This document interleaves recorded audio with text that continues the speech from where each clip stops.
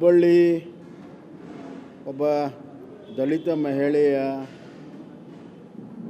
ವಿವಸ್ತ್ರಗೊಳಿಸಿರುವಂಥ ಪ್ರಕರಣ ಅತ್ಯಂತ ಕ್ರೂರವಾಗಿರುವಂಥ ಅಮಾನವೀಯ ಘಟನೆ.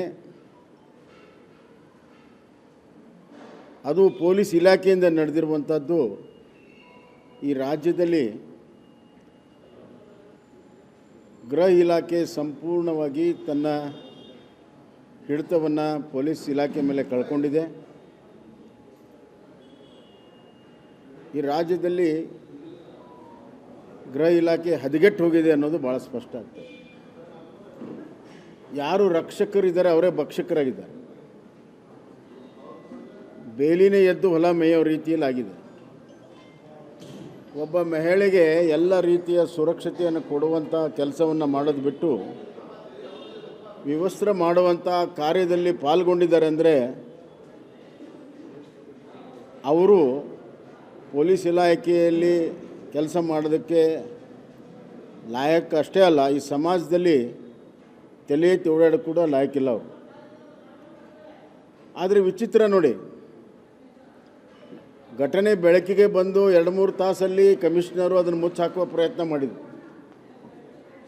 ಪೊಲೀಸ್ ಇಲಾಖೆ ತಪ್ಪೇ ಇಲ್ಲ,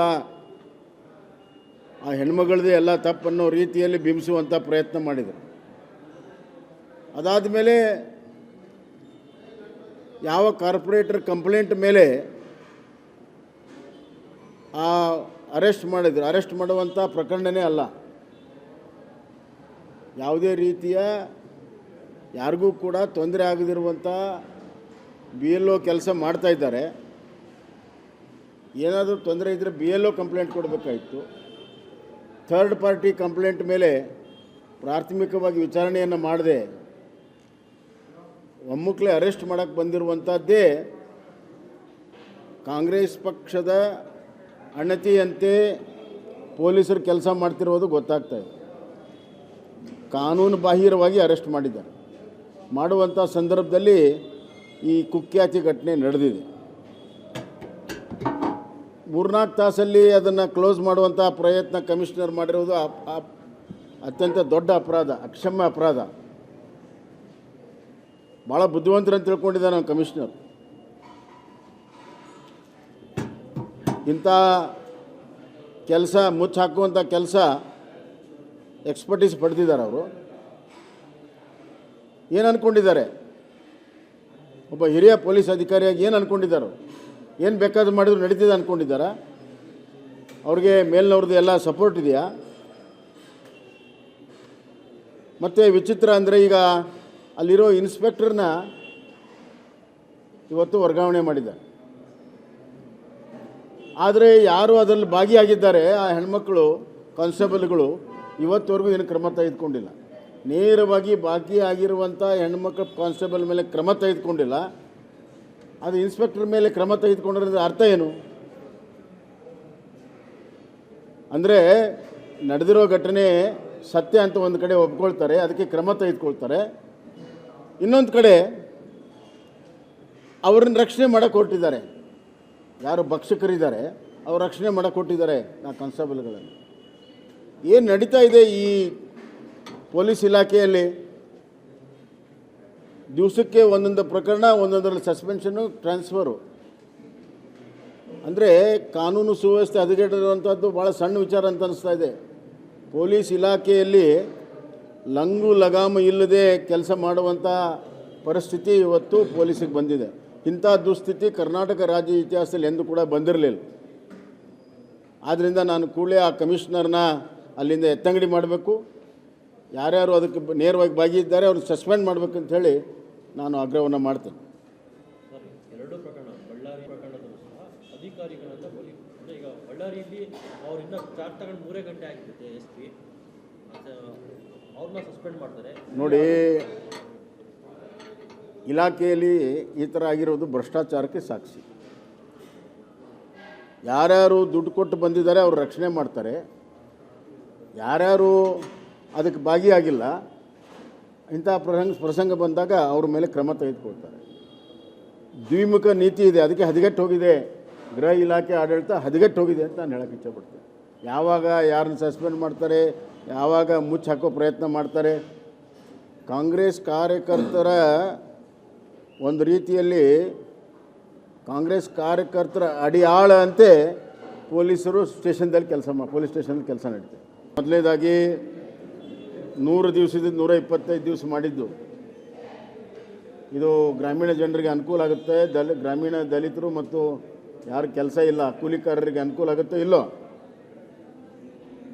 ಎರಡನೇದಾಗಿ ಗ್ರಾಮ ಪಂಚಾಯತಿಯ ಹಕ್ಕನ್ನು ಕಸ್ಕೊಳ್ತೇವೆ ಅಂತಾರೆ. ನಾನು ಅದಕ್ಕೆ ಇಲ್ಲಿ ಆ್ಯಕ್ಟನ್ನೇ ತಂದಿದ್ದೇನೆ, ನಿಮ್ಮ ಹತ್ರ ವಿವರವಾಗಿ ಹೇಳಬೇಕು ಅಂತ ಮಾಡಿದ್ದೆ, ಹೆಂಗಿದ್ರು ಕೇಳಿದ್ದೀರಿ.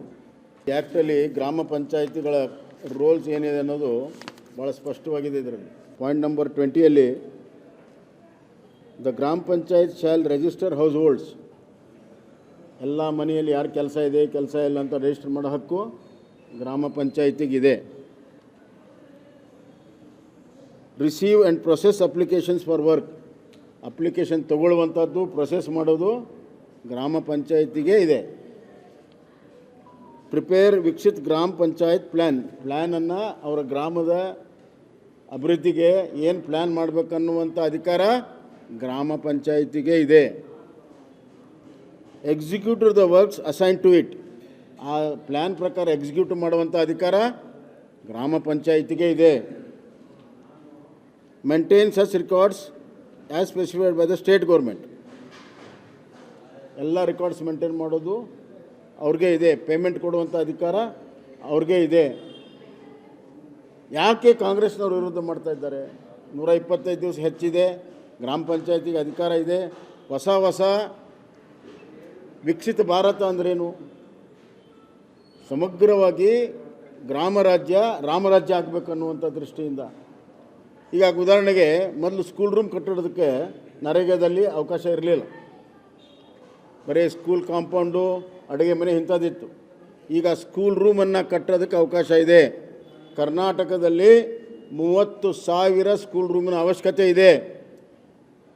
ಆ 30,000ರಲ್ಲಿ ಕನಿಷ್ಠ ಅರ್ಧದಷ್ಟಾದರೂ ಕೂಡ ಈ ಯೋಜನೆಯಿಂದ ನಾವು ಕಟ್ಬೋದು ಪ್ರತಿಯೊಂದು ಗ್ರಾಮದಲ್ಲಿ. ಅದರಿಂದನೇ ಇವತ್ತು ಗ್ರಾಮ ವಿಕಾಸ ಮತ್ತು ವಿಕಸಿತ ಭಾರತ ಆಗುವಂಥದ್ದಕ್ಕೆ ನಮ್ಮ ಪ್ರಧಾನಮಂತ್ರಿ ಕಲ್ಪನೆಯನ್ನು ಮಾಡಿ 30 ವರ್ಷದ ಈ ಅನುಭವದಿಂದ ಯಾವುದ್ಯಾವುದು ನ್ಯೂನತೆಗಳಿದೆ ಅದನ್ನು ತೆಗೆದುಹಾಕಿ ಯಾವುದು ಅವಶ್ಯಕತೆ ಇದೆ, ಈ ಸಾಕಷ್ಟು ಬದಲಾವಣೆ ಆಗಿದೆ ಗ್ರಾಮಗಳಲ್ಲಿ. ಇವತ್ತಿನ ಅವಶ್ಯಕತೆ ಅನುಗುಣವಾಗಿ ಈ ಯೋಜನೆಯನ್ನು ಮಾಡಿದ್ದಾರೆ. ನಮಗೆಲ್ಲ ಗೊತ್ತಿದೆ, ಸುಳ್ಳು ದಾಖಲೆಗಳನ್ನು ಸೃಷ್ಟಿ ಮಾಡಿ, ಸುಳ್ಳು ಅಟೆಂಡೆನ್ಸನ್ನು ಸೃಷ್ಟಿ ಮಾಡಿ ಭಾಳಷ್ಟು ದುಡ್ಡನ್ನು ಹೊಡಿತಿದ್ರು ಮಧ್ಯವರ್ತಿಗಳು. ಕಾಂಟ್ರಾಕ್ಟರು ಮಧ್ಯವರ್ತಿಗಳು ದೊಡ್ಡ ಪ್ರಮಾಣದಲ್ಲಿ ಹಣ ಹೊಡಿತಿದ್ರು ಇದರಲ್ಲಿ. ಅದನ್ನು ತಪ್ಪಿಸೋ ಸಲುವಾಗಿ ಈಗ ಇದನ್ನು ಡಿಜಿಟಲೈಸೇಷನ್ ಮಾಡಿದ್ದಾರೆ, ಆಮೇಲೆ ಐಡೆಂಟಿಫಿಕೇಷನ್ ಮಾಡಿದ್ದಾರೆ, ಆಧಾರ್ ಸೀಡಿಂಗ್ ಮಾಡಿದ್ದಾರೆ. ಒಬ್ಬ ವ್ಯಕ್ತಿ 2-3 ಕಡೆ ಹೆಸರನ್ನು ಬರೆಸೋಕ್ಕೆ ಸಾಧ್ಯ ಇಲ್ಲ. ಹಿಂದೆ ನಂಗೆ ನೆನಪಿದೆ, ಹಿಂದೆ ಫುಡ್ ಫಾರ್ ವರ್ಕ್ ಕಾರ್ಯಕ್ರಮದಲ್ಲಿ ಹಿಂದಿನ ಮುಖ್ಯಮಂತ್ರಿ ವೀರೇಂದ್ರ ಪಾಟೀಲ್ ಹೆಸರಲ್ಲಿ ಹಣ ತೆಗೆದಿದ್ರು. ಗುಲ್ಬರ್ಗಾದಲ್ಲಿ ವೀರೇಂದ್ರ ಪಾಟೀಲ್ ಹೆಸರಲ್ಲಿ ಹಣ ತೆಗೆದಿದ್ರು ಹಿಂದೆ. ಆ ಹೆಬ್ಬಟ್ಟು ಗುರುತು ಯಾವ್ದು ಮಾಡಿದ್ರು ಅಂದರೆ ಕಾಲಿನ ಹೆಬ್ಬಟ್ಟು ಗುರುತು ಮಾಡಿದ್ರು. ಅಷ್ಟು ತೀವ್ರವಾದಂಥ ಭ್ರಷ್ಟಾಚಾರ ಅವತ್ತಿನಿಂದ ನಡ್ಕೊಂಡು ಬಂದಿತ್ತು. ಒಂದು ನಿಮಿಷ. ಗುಲ್ಬರ್ಗಾದಲ್ಲಿ ನಾನೇ ಉಸ್ತುವಾರಿ ಸಚಿವಿದ್ದಾಗ ಗುಲ್ಬರ್ಗಾ ಜಿಲ್ಲೆಗೆ ಪ್ರಶಸ್ತಿ ಕೊಟ್ಟಿದ್ದರು. ಆಮೇಲೆ ನೋಡಿದ್ರೆ ಅದರೆಲ್ಲ ಬೋಗಸ್ ಇದೆ ಅಂತೇಳಿ CBI ಎಂಕ್ವೈರಿ ಆಯಿತು. ಕರ್ನಾಟಕದಲ್ಲೇ ಇಂಥ ಹಲವಾರು ಪ್ರಕರಣಗಳಿದೆ. ಬೆಳಗಾಂನಲ್ಲಿ CBI ಎಂಕ್ವೈರಿ ಆಯಿತು. ಇವನ್ನೆಲ್ಲವನ್ನು ಸರಿ ಮಾಡೋ ಸಲುವಾಗಿ ಟೆಕ್ನಾಲಜಿಯನ್ನು ಯೂಸ್ ಮಾಡಿ ಪೇಮೆಂಟ್ ಕೊಡುವಂಥ ವ್ಯವಸ್ಥೆ ಮಾಡಿದೆ. ಮತ್ತು ಪೇಮೆಂಟು ತಿಂಗಳುಗಟ್ಟಲೆ ಬರ್ತಾ ಇರಲಿಲ್ಲ. ಈಗ ಒಂದು ವಾರದ ಒಳಗಡೆ ಕೊಡಬೇಕು, ಕನಿಷ್ಠ ಅತಿ ಹೆಚ್ಚಂದರೆ 15 ದಿವಸದ ಒಳಗಡೆ ಕೊಡಬೇಕನ್ನುವಂಥದ್ದು ಈ ನಿಯಮ ಇದರಲ್ಲಿದೆ. ಗ್ರಾಮ ಪಂಚಾಯಿತಿಯ ಎಲ್ಲ ಅಧಿಕಾರ, ಇನ್ನೂ ಹೆಚ್ಚಿನ ಅಧಿಕಾರವನ್ನು ರಾಮ್ಜಿ ಆ್ಯಕ್ಟಲ್ಲಿ ಇವತ್ತು ಇದೆ. ಅದನ್ನು ನಾನು ನಿಮಗೆ ಇವತ್ತು ಓದಿ ಹೇಳಿದ್ದೇನೆ.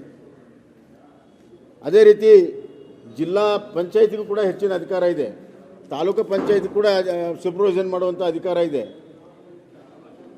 ಅಧಿಕಾರದ ವಿಕೇಂದ್ರೀಕರಣ 73 ಮತ್ತು 74ನೇ ತಿದ್ದುಪಡಿ ಅನುಗುಣವಾಗಿ ಅದರ ಲೆಟರ್ ಆ್ಯಂಡ್ ಸ್ಪಿರಿಟ್ 73ರ ಲೆಟರ್ ಆ್ಯಂಡ್ ಸ್ಪಿರಿಟನ್ನು ಸಂಪೂರ್ಣವಾಗಿ ಅಳವಡಿಸ್ಕೊಂಡಿರುವಂಥ ಯೋಜನೆ ಇದೆ. ಎಲ್ಲಿ ತಮ್ಮ ಕಳ್ಳತನ ನಿಂತು ಹೋಗುತ್ತೆ ಅನ್ನುವಂಥ ಭಯದಿಂದ ಕಾಂಗ್ರೆಸ್ನವರು ಇದನ್ನು ವಿರೋಧ ಮಾಡ್ತಾ ಇದ್ದಾರೆ. ಗ್ರಾಮ ಪಂಚಾಯಿತಿಯ ಎಲ್ಲ ಸದಸ್ಯರಿಗೆ, ಎಲ್ಲ ಅಧ್ಯಕ್ಷರಿಗೆ ಮತ್ತು ಎಲ್ಲ ಗ್ರಾಮೀಣ ಜನತೆಗೆ ನಾನು ವಿಶ್ವಾಸ ಕೊಡೋಕ್ಕೆ ಇಚ್ಛೆಪಡ್ತೇನೆ. ದಯವಿಟ್ಟು ಇದನ್ನು ತಾವು ಓದ್ಕೋಬೇಕು.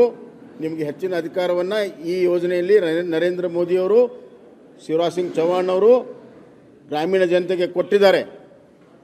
ಅದು ಯಾವ ಕಾರಣಕ್ಕೂ ಕೂಡ ಅದನ್ನು ತೆಗೆಯೋಕ್ಕೆ ಸಾಧ್ಯ ಇಲ್ಲ. ರಾಜ್ಯ ಸರ್ಕಾರ ಪದೇ ಪದೇ ಅದನ್ನು ಇಂಟರ್ಫಿಯರ್ ಆಗುವಂಥ ಅವಕಾಶಗಳಿಲ್ಲ. ಆದ್ದರಿಂದ ಜನಪರವಾಗಿರುವಂಥ ಜನರಿಗೋಸ್ಕರ ಗ್ರಾಮೀಣ ಉದ್ಯೋಗ ಹೆಚ್ಚು ಕೊಡೋ ದೃಷ್ಟಿಯಿಂದ ಮತ್ತು ಆ ಉದ್ಯೋಗದಿಂದ ವಿಕಸಿತ ಭಾರತ ನಿರ್ಮಾಣಕ್ಕೆ ಜೋಡಿಸೋ ದೃಷ್ಟಿಯಿಂದ ಸಕಾರಾತ್ಮಕವಾಗಿ ಜಿ ರಾಮ್ಜಿ ಇದೆ.